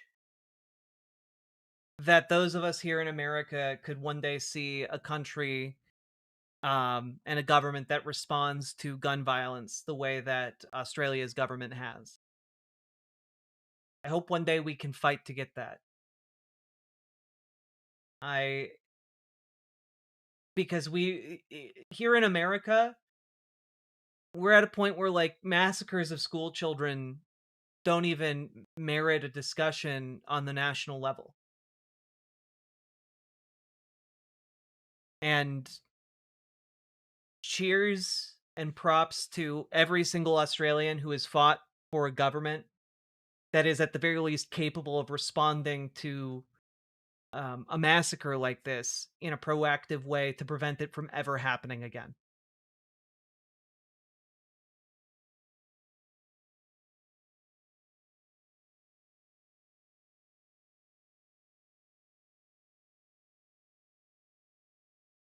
So, I'm kind of at a loss for words, but my heart goes out to Australia. I know we have a number of members of the community who are Australian. I hope you and yours were safe. And I'm so sorry this has happened.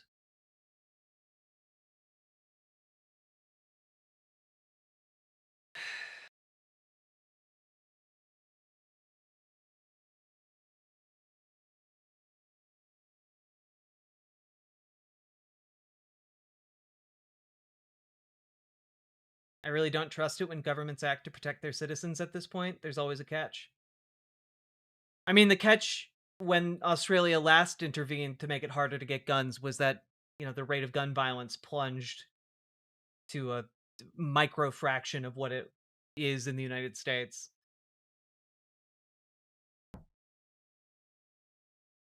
So, all that being said, I wish you the best in reforming your gun laws, and I hope that we can do the same here one day as well.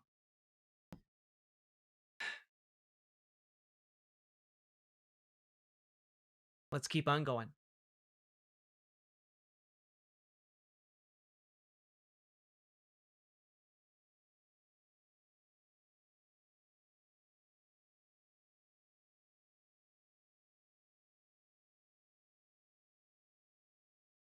You're welcome, anonymous being.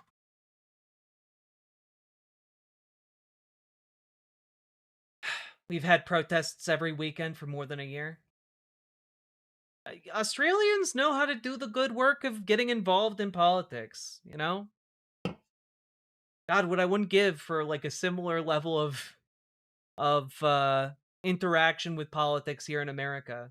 I think you guys are onto something with your election sausages. You know, I think your freedom sausages are great. I think like mandatory voting is great. I think our country would improve a lot if that was the case here. Also, people would be so much happier to vote if every polling location was a barbecue.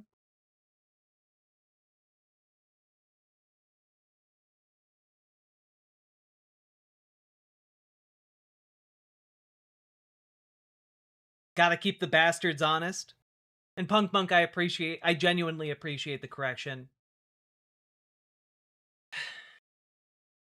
I'd been reading stories about it all day, but it hadn't occurred to me that it was a different pronunciation.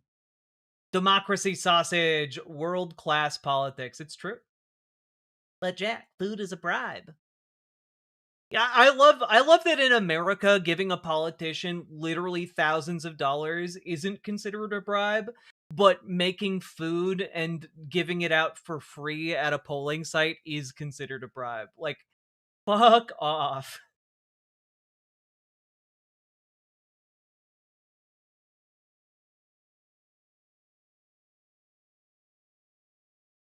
Yeah, Grand Theft Autobot. Like, genuinely, people in America would respond to, like, a democracy barbecue. You know?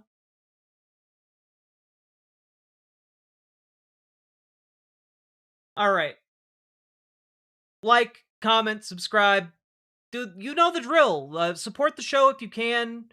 Because guess what?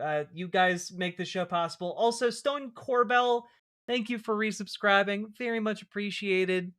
And noted. Also, folks, we're getting ridiculously close to our goal now.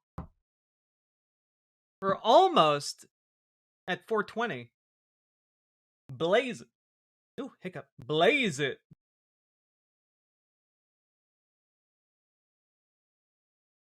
Only problem is states run elections. You know what, though?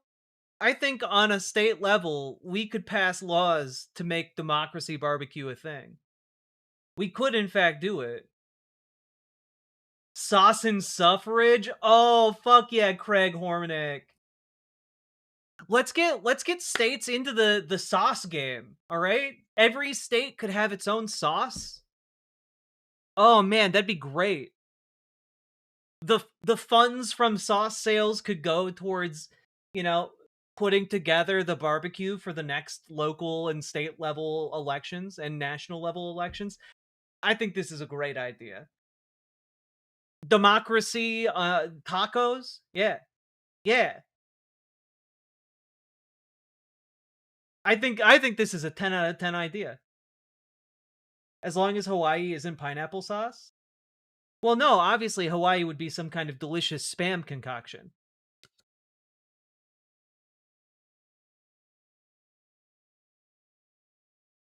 Also, pro tip, if you guys haven't tried gochujang spam, it's fucking great.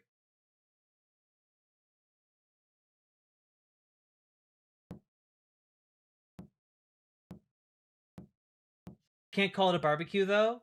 Why not? Is barbecue copywritten in the United States? Like, I'm also down for a freedom cookout.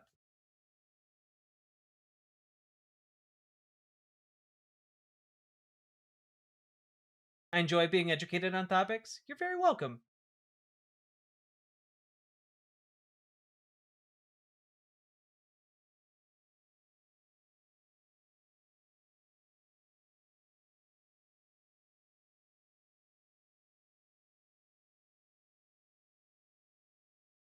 Look, I'm just excited to put together the next national level like cooking competition. Okay, I think that would do numbers.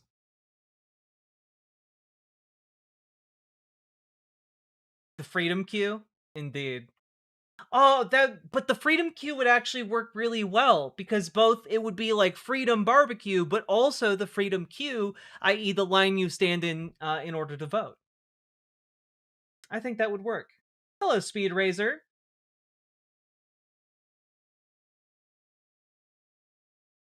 The year is 2050. The biggest political divides in the United States are mustard versus molasses sauces, and if beans belong in chili.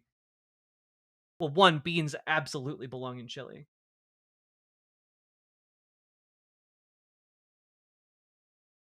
This is what democracy tastes like.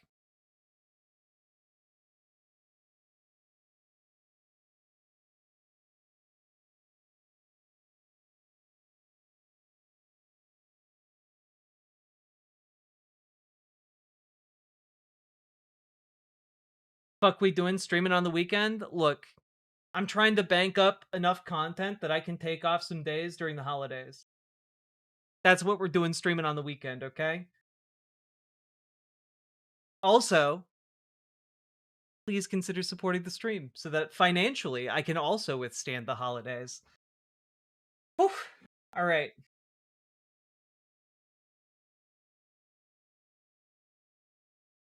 Boink. I think that's where I'm going to be done. I have a couple additional pieces of content, but one, two,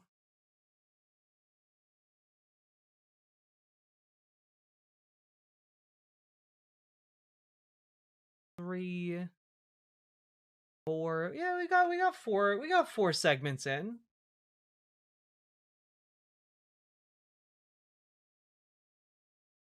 Y'all just need to make your own chili. One more seggy, please. I don't want all of the prepared segments I have are either too long a commitment or I do not want to deal with these people on the low level of energy that I have. We'll do more tomorrow. Yeah, I'm streaming tomorrow. We're gonna do politics tomorrow. You know, I'm gonna play some Claire Obscure, so I'm not ending stream.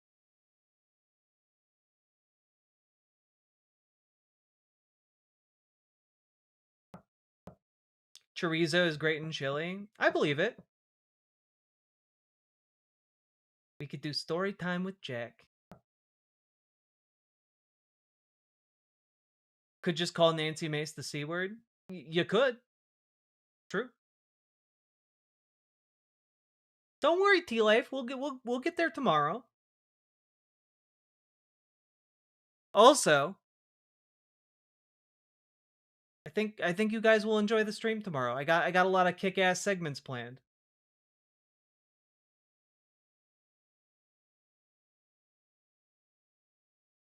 Frito pie. 1 second.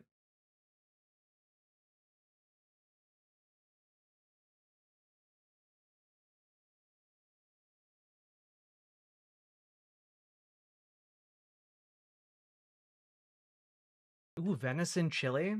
Lovely.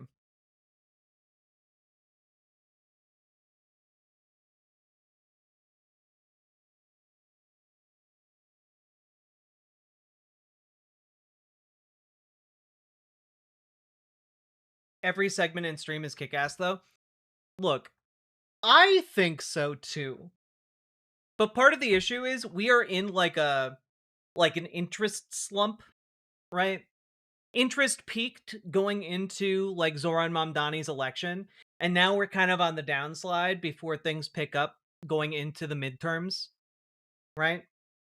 And so right now my metrics on like videos and content is not great. And it won't be great for, you know, a few months, right? But you guys commenting and showing up and sharing the stream around and like just being good little beans, I really, really appreciate it.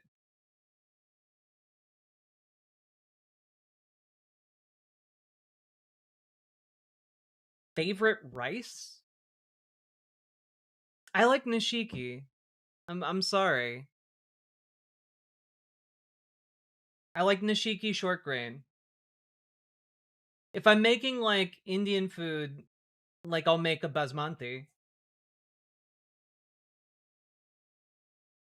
And, like, I guess I need to up my basmati rice game, though.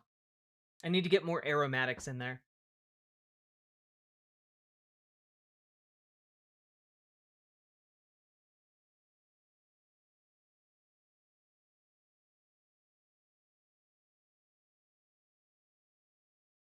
I don't do short grain. I like how sticky it is. You can make it into shapes. Have you ever gotten, like, a little rice ball maker that's in different shapes? It's very fun. Is it snowing where you are? Haven't looked outside, but I can tell you it's negative degrees.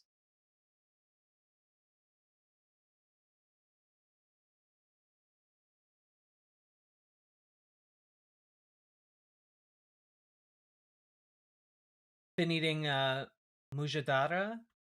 Ooh, I'll have to check that out.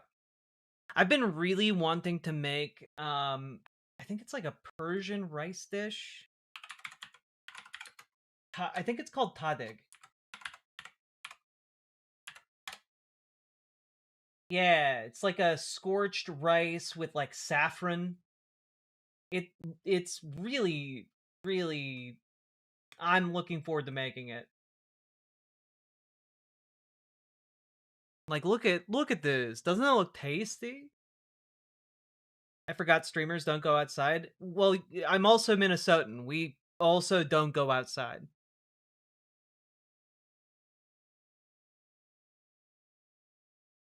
You got it, Mr. Malachite.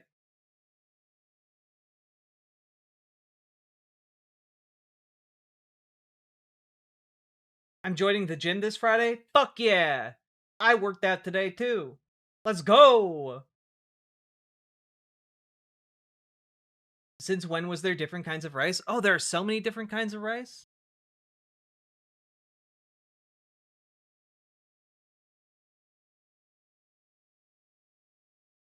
I like that it looks like the rice is made with a crust. Yeah, it's like a scorched rice dish. So, like, the intention is you, like, flip the bowl upside down, and, like, that kind of scorched crust is the underside of the rice if you're looking down at the bowl. And, then it's just really tasty. You can also put, like, peas and whatnot in there. It seems really cool. I think I might try making that this week.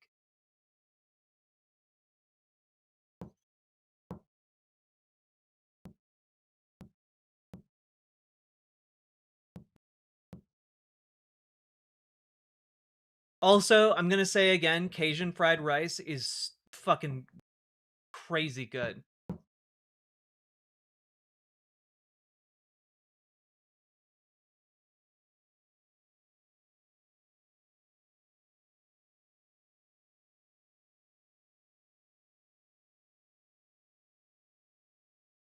All right. I'll get into the video games. We're already losing viewers. We're talking about rice dishes.